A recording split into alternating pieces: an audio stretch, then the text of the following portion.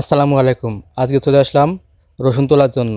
রসুনের পাতা যখন হালকা হলুদে শুকাতে শুরু করে তখন বুঝতে হবে যে রসুন তোলার সময় হয়ে গিয়েছে। রসুন যেহেতু তোলার সময় হয়ে গিয়েছে তাই আমি, আব্বা, ভাই তিনজন মিলে চলে আসলাম রসুন তোলার জন্য। আমরা ধীরে ধীরে মাটি আলগা করে রসুনগুলো তুলছি। সরাসরি টান দিলে অনেক সময় রসুনগুলো ছিঁড়ে যেতে পারে।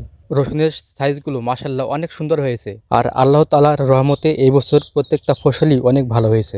আমরা পারিবারিক চাহিদা মেটানোর জন্যই এই রসুনটি লাগিয়েছিলাম, কিন্তু এতটাই ফলন দিয়েছে যে পারিবারিক চাহিদা মেটানোর পরেও কিছু পরিমাণ রসুন বাজারে বিক্রয় করতে পারবো। এই বছর রসুন ভালো হলেও বাজারের রসুনের দাম অনেকটাই কম।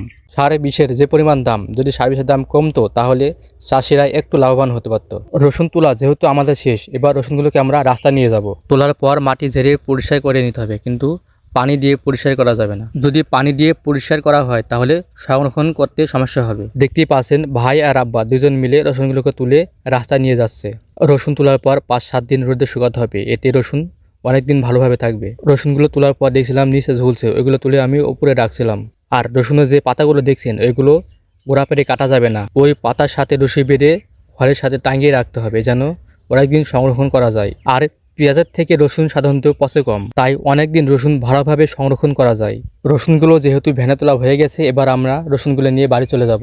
আমাদের জন্য সবাই দোয়া করবেন। আসসালামু আলাইকুম ওয়া রাহমাতুল্লাহি ওয়া বারাকাতুহু।